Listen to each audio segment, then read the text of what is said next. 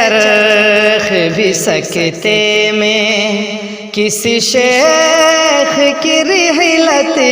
چند پورے کا میں خانہ اس سے ہی نمایاں تھا تھی فارسی گھوٹی میں تھی فارسی گھوٹی میں غمگین ہے ذاکر اب صابر پہ ستم ٹوٹا اور عارف و عبداللہ دونوں ہی پہ غم ٹوٹا جابر و سمی پر بھی جابر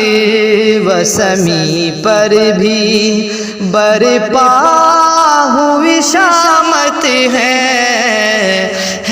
چرخ بھی سکتے میں کس شیخ کی رحلت ہے چرخ بھی سکتے میں دیکھو علی جاں کو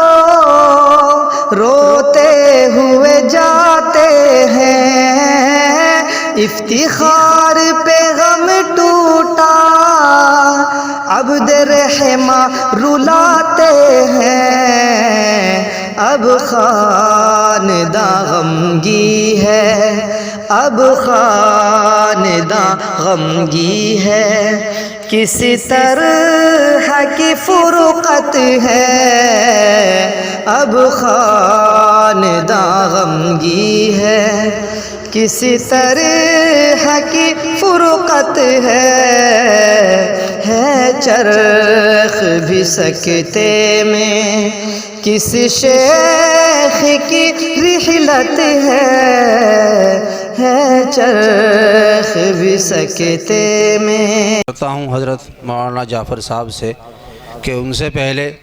کچھ مسئلہ مدرسے کا ہے مولانا عبداللہ صاحب بیان فرمائیں گے آپ مختصر سے وقت میں بیان فرمائیں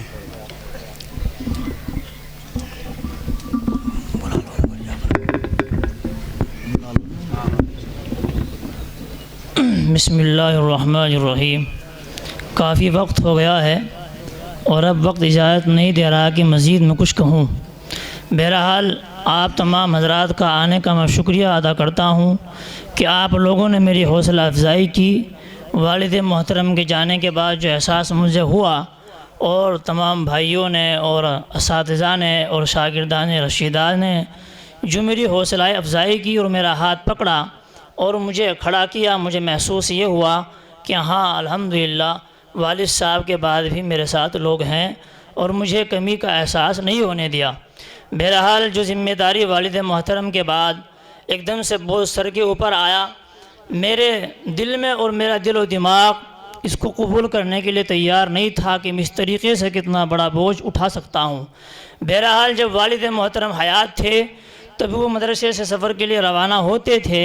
تو تبھی مجھے الجھن پیدا ہو جاتی تھی کہ ان کے سفر کے بعد کس طریقے سے نظام کے اس انتظام کو مکمل کیا جائے اور کس طریقے سے اس کو لے کر چلوں اور جب انتقال فرما گئے تو میرے سامنے ایک اندھیرا تھا لیکن بڑے بھائی اور تمام بھائیوں نے مل کر میری حوصلہ افزائی کی میرا ہاتھ پکڑا اور مجھے پھسلتے ہوئے کو اٹھایا بہرحال آپ دیکھ رہے ہیں کہ والد محترم کا جو معمول رہا ہے وہ بس معمول زندگی پر یہی تھا مثال دیا کرتے تھے مدرسے کے تعلق سے کہ بھائی جو آیا وہ لگایا کہ بھائی نہ باسی بچے گی نہ کتا کھائے گا مثال دیا کرتے تھے جو لاتے تھے جس مد کا پیسہ وہ اسی مد میں لگاتے تھے اور مجھے خاص طور سے یہ ہدایت کرتے تھے کہ جو پیسہ جس جگہ کا ہے وہ اسی جگہ پر خرچ ہونا چاہیے اس کی بار بار مجھے بھی تلقین کرتے تھے اور کہتے تھے بہرحال آج وہ ہمارے درمیان نہیں ہے اور یہ ہمارے لیے ایک بہت بڑا خلا علمی جو ان کے قلم سے جاری ہوا ہے یہ رک گیا ہے رہ گیا ہے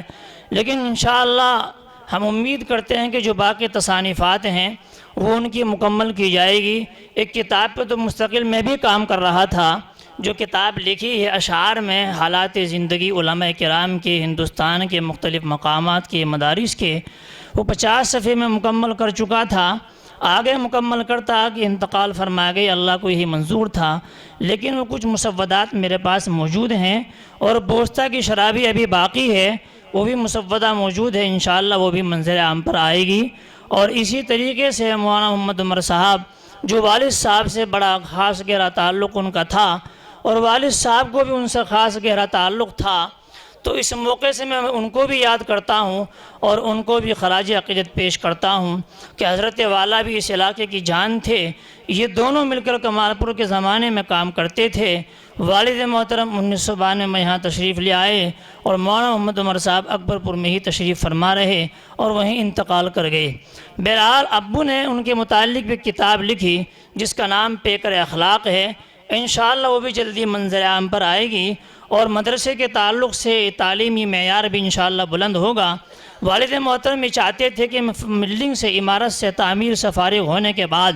ایک جو میں نے خواب دیکھا ہے علاقے کی اور مدرسے کی خوشحالی کا، اور علاقے میں اس کے فیض کے عروج کا، وہ خواب ان کا جو تھا وہ ادھورا نہیں رہا، انشاءاللہ وہ اسی طریقے سے برابر جاری رہے گا۔ اور میری بھی آپ لوگوں سے یہ درخواست ہے کہ جو عقیدت، محبت، تعلق والد محترم سے آپ لوگوں کا تھا، اس میں اضافہ ہونا چاہیے اور وہ برابر برقرار رہنا چاہیے، اور جو طرز طریق اور جو عمل والد محترم کا رہا لوگوں سے ملنے کا اور علاقے میں ملاقاتوں کا آنا جانا، وہ انشاءاللہ برقرار و باقی رہے گا۔ میں امید کرتا ہوں اور وعدہ کرتا ہوں اور ارادہ بھی اور دعا بھی کرتا ہوں اللہ سے، جس طریقے سے والد محترم آپ لوگوں کے درمیان جاتے تھے، آتے تھے، ملاقات کرتے تھے، انشاءاللہ میں بھی ان کے طریق پر، ان کے نقش قدم پر چلنے کی ہر وقت کوشش کروں گا۔ اور آپ لوگ بھی میرے لیے دعا فرمائیں کہ جس حال میں مدرسے کو چھوڑ کر گئے ہیں، اس وقت مدرسہ بالکل مالی حالت اور مالی تعاون کی ضرورت مدرسے کو ہے،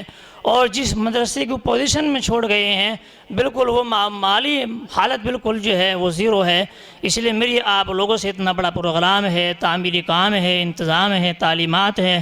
آپ لوگوں سے مجھے امید ہے کہ آپ لوگ ہر اعتبار سے مدرسے کا مالی ہو، جانی ہو، ہر اعتبار سے آپ جو ہے مدرسے کا تعاون فرماتے رہیں گے، اور انشاءاللہ آئندہ اس تعلق میں کمی نہیں آئے گی۔ اللہ سے دعا میرے لیے بھی کریں اور مدرسے کے لیے بھی کریں، اللہ اس مدرسے کو جو ہے ترقیات سے نوازے، آمین ثم آمین۔